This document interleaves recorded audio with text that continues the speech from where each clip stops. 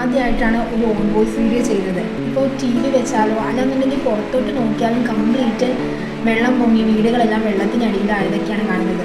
ഇപ്പോൾ എനിക്ക് ഓർമ്മ വരുന്നത് 2018 2018 വെള്ളപ്പൊക്കത്തിൻ്റെ ഒരു ചെറിയ സ്റ്റോറിയാണ് ഞാൻ പറയാൻ പോകുന്നത്. അത് നമ്മുടെ തന്നെ ലൈഫിൽ നടന്ന കാര്യമാണ്.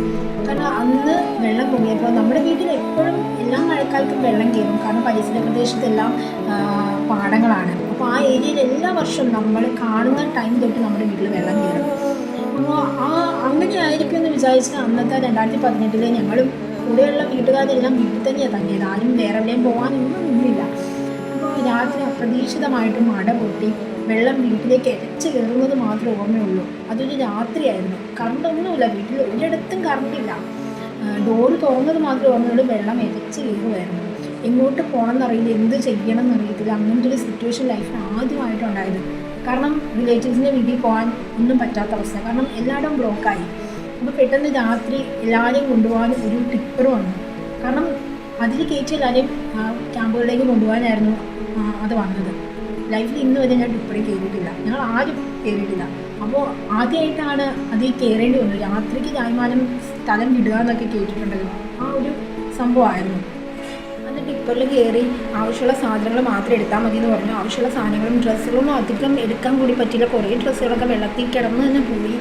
അപ്പോൾ ആവശ്യമുള്ള സാധനങ്ങൾ എടുത്തുകൊണ്ട് എല്ലാവരും ടിപ്പറിൽ പറ്റാവുന്ന അത്രയും പേര് ആളുകൾ കയറ്റിക്കൊണ്ട് പോകുമായിരുന്നു. നേരെ ക്യാമ്പിൽ കൊണ്ട് ഇറക്കി. ആദ്യമായിട്ട് ലൈഫിൽ അങ്ങനെ ക്യാമ്പിൽ കിടക്കുന്നത്. നമ്മൾ ടി വിയിലും പത്രത്തിലും ഒക്കെ കണ്ടിട്ടുള്ളൂ ക്യാമ്പിൽ കിടക്കുന്നത് അങ്ങനെയൊക്കെ. കാരണം നമ്മുടെ വീട്ടിലൊക്കെ വെള്ളം പൊങ്ങിയെങ്കിലും നമുക്ക് അങ്ങനെ അവിടെ വേറെ വീട്ടിൽ പോയി നിൽക്കേണ്ട അവസ്ഥയോ അല്ലെങ്കിൽ ക്യാമ്പിൽ കിടക്കേണ്ട അവസ്ഥയൊന്നും ഉണ്ടായിട്ടില്ല.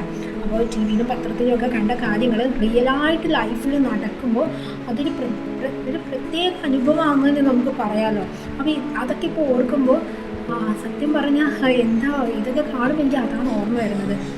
ഞങ്ങൾക്ക് വീട്ടിൽ പട്ടിയും അതുപോലെ തന്നെ ആടും ഒക്കെ ഉണ്ടായിരുന്നു. അപ്പോൾ ഞങ്ങൾക്ക് ഇതിനെയൊക്കെ എവിടെ കൊണ്ടുപോകണം എന്ന് ഞങ്ങൾക്ക് അറിയത്തില്ലായിരുന്നു. എന്നിട്ട് ഞങ്ങൾ ഞങ്ങളുടെ വീടിൻ്റെ പൊക്കത്താണ് ആടിനെയും പട്ടിയെയും ഒക്കെ ഞങ്ങൾ ഇട്ടുകൊണ്ടിരുന്നത്. എന്നിട്ട് ഇടയ്ക്കിടയ്ക്ക് വീട്ടുകാർ ചെന്ന് അതിനെ നോക്കുമായിരുന്നു. നമ്മൾ വെള്ളം നീന്തി വള്ളത്തിലേക്കാണ് പോയിക്കൊണ്ടിരുന്നത്. പിന്നെ നമ്മൾ അഭയാർത്ഥികളെ പോലെ താമസിച്ച ആ ഒരു ക്യാമ്പ് എല്ലാവരും നമ്മുടെ പരിസരത്തുള്ള എല്ലാവരും ഒരു കുടക്കീഴിൽ ഒരുമിച്ച് താമസിക്കുക എന്നൊക്കെ പറയല്ലേ. ലൈഫിൽ അതൊരു എക്സ്പീരിയൻസ് ആയിരുന്നു. കാരണം കിട്ടുന്നത് കഴിക്കുക, കിട്ടുന്നിടത്ത് കിടക്കുക. കാരണം നിലത്ത് പാവിരിച്ച് ഫുൾ ക്യാമ്പിൽ പടുത വെച്ചിട്ടുണ്ടാവും. അപ്പോൾ അതിന് നമ്മൾ പാവിരിച്ച് അല്ലെങ്കിൽ വെറുതെ കിടന്നൊക്കെയാണ് നമ്മൾ ഇത്ര നാളുകൾ അവിടെ കിടന്നു. വിളിക്കാത്തൊരു കല്യാണത്തിന് ഫുഡ് ഞങ്ങൾ കഴിച്ചത് അന്ന് ലൈഫിൽ ആദ്യമായിട്ടാണ്. വേറൊന്നുമല്ല, നമ്മളെ കൊണ്ടുപോയ ക്യാമ്പ് എന്ന് പറഞ്ഞാൽ നമ്മുടെ അടുത്ത് തന്നെയുള്ള ഓംകാരേശ്വരം ക്ഷേത്രത്തിലെ ഓഡിറ്റോറിയത്തിലേക്കാണ്. അന്ന് പള്ളികളും അമ്പലങ്ങളും എല്ലാം ആളുകൾക്കായിട്ട് തുറന്നിട്ട് തരികയായിരുന്നല്ലോ.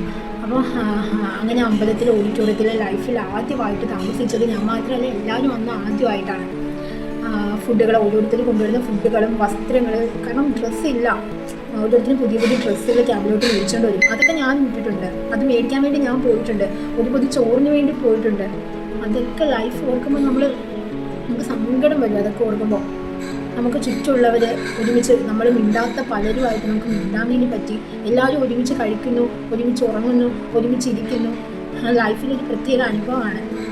എനിക്ക് ഈ ഒരു സാഹചര്യത്തിൽ അതൊക്കെ ഓർമ്മ വരിക. കാരണം ഞങ്ങളുടെ വീടും ചുറ്റുമുള്ള എല്ലാ വീടും വെള്ളത്തിലായി. നമ്മുടെ വീടിൻ്റെ ഫുള്ള് വെള്ളം കയറി. അകത്തൊക്കെ നമുക്ക് സാധനങ്ങൾ ഭയങ്കര ഒഴുക്കായിരുന്നു. കാരണം വെള്ളം മുങ്ങി ഇടയ്ക്ക് ഞങ്ങൾ പോയിട്ടുണ്ടായിരുന്നു.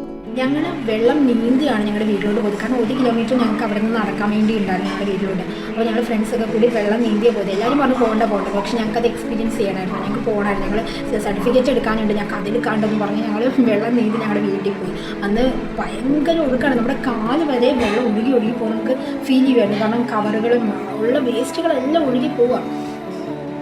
അതൊക്കെ ഈ നിമിഷം ഓർക്കുമ്പോൾ എന്താ പറയുക, അത്രയും വലിയൊരു പ്രതിസന്ധിയൊക്കെ തരണം ചെയ്താണ് നമ്മളിവിടെ എത്തിയെന്ന് നോക്കുമ്പോൾ ഭയങ്കര ഫീലിംഗ്. ഇപ്പോൾ അതൊക്കെ ന്യൂസിൽ പലതും കാണുമ്പോൾ എനിക്ക് ഞങ്ങളുടെ ലൈഫാണ് ഓർമ്മ വരുന്നത്. നമ്മുടെ ചുറ്റുമുള്ളവരുടെ ലൈഫ് എല്ലാവരും എക്സ്പീരിയൻസ് ചെയ്തൊരു വല്ലാത്തൊരു കാര്യമായിരുന്നു. വെള്ളപ്പൊക്കം എന്ന് പറയുമ്പോൾ 2018 ഒരിക്കലും ലൈഫിൽ മറക്കാൻ പറ്റത്തില്ല. കാരണം ലൈഫിൽ ഇതുവരെ അനുഭവിക്കാത്ത പലതും അനുഭവിക്കാൻ വേണ്ടി പറ്റും. അപ്പോൾ മഴക്കാലമാണ്. എല്ലാവരും സേഫായിട്ടൊക്കെ ഇരിക്കുക. നമുക്ക് പ്രാർത്ഥിക്കാം, ദൈവത്തോട് പ്രാർത്ഥിക്കാം. അതുപോലെ 2018 പോലൊരു വെള്ളപ്പൊക്കം ഇനി ഉണ്ടാവരുതെന്ന്. കാരണം അത് അനുഭവിച്ചവർക്ക് മാത്രമേ അതറിയാൻ പറ്റത്തുള്ളൂ. വല്ലാത്തൊരു അനുഭവമായിരുന്നു.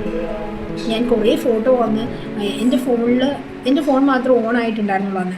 എല്ലാവരും സ്വിച്ച് ഓഫ് ആയിപ്പോയി. കാരണം എന്ന് വെച്ചാൽ കറണ്ടൊന്നും ഉണ്ടായിരുന്നില്ല. ഭാഗ്യത്തിന് എൻ്റെ ഫോണിൽ ഫുൾ ചാർജ് ഉണ്ടായിരുന്നു. ഞാൻ പറ്റാവുന്ന രീതിയിൽ എൻ്റെ ഫോണിൽ കുറേ ഫോട്ടോസൊക്കെ എടുത്തിട്ടുണ്ടായിരുന്നു. കുറേയൊക്കെ ഫോൺ പോയി, പക്ഷേ എൻ്റെ മെയിൽ ഉണ്ടായിരുന്നതുകൊണ്ട് കുറേ ഫോട്ടോസൊക്കെ എനിക്ക് കിട്ടി. അപ്പോൾ ആ ഫോട്ടോസൊക്കെ ഞാൻ നിങ്ങളെ കാണിക്കാം. അത്രേ ഉള്ളൂ. ഒരു ചെറിയ കാര്യം പറയണമെന്ന് തോന്നി. കാരണം ചുറ്റുപാടെല്ലാം വെള്ളം മുങ്ങി, ന്യൂസുകളെല്ലാം തുറക്കുന്ന ഈ കാഴ്ചകൾ കാണുമ്പോൾ ഇതെങ്ങനെ പറയാതിരിക്കും, നമ്മളെ ഫീൽ ചെയ്ത കാര്യങ്ങൾ പറയാൻ തോന്നി.